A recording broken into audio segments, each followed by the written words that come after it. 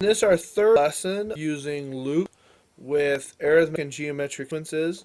This lesson, we are going to add up sequences.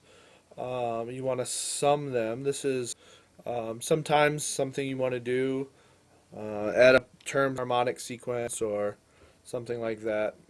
We're going to just add up arithmetic sequences.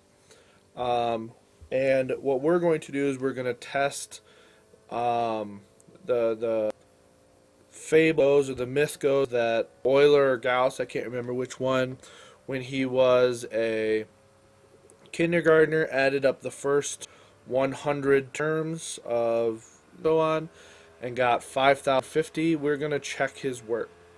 So, and the other thing I'm going to make sure you understand is I'm going to do this with arithmetic sequences. And as I mentioned in lesson 2 of this series, there's only two lines that'll be different sequence, and I'll make sure you get those when. Right now, we're going to create a program that will sum up an arithmetic sequence. So we're going to create a new program called arithsum, arithsum,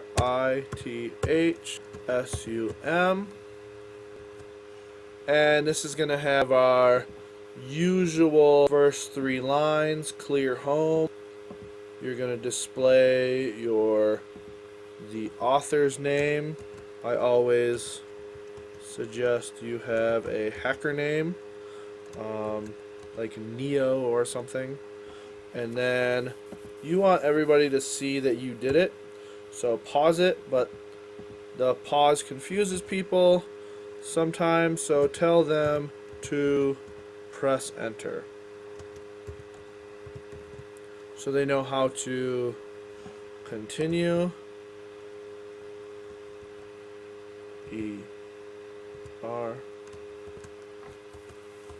Alright, these we need to ask for a sub 1, d, and n. This is the same as lesson number 1.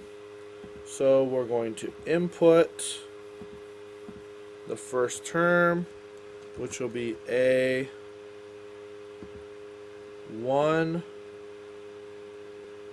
and then I'm going to put an equal sign, equals, and I need to store that in A. This is one line that will be different for an arithmetic versus a geometric sequence. I'm going to ask for the common difference, but remember, in a geometric sequence, I'm not looking at a common difference, I'm looking at a common ratio. So I have common difference, and I'm going to store that in D because I'm so creative. So that line will be different. Instead of common difference, it will say common ratio. The next line will be the same. Input number of terms.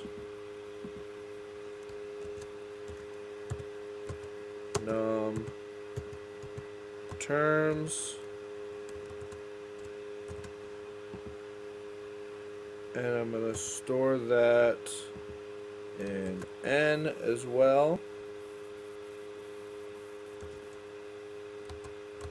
I'm also going to still use a for loop, but I'm going to initialize a place to store my total. So I'm going to store a 0 in, let's just call it T. T for my total sum. If I don't initialize this, then there's no guarantee that this will be 0 at the start of the program. If I've run this program already, it will have some value for T already. So I put a 0, store that in T. Now I'm going to create my for loop. My increment counter is I. I'm going to start at 1, and I'm going to go to N. And I'm going to create my term. So I want to take my term that I have right now. So I have a plus I minus 1 times d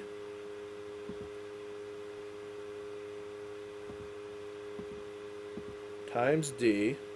I'm going to add to that my current total.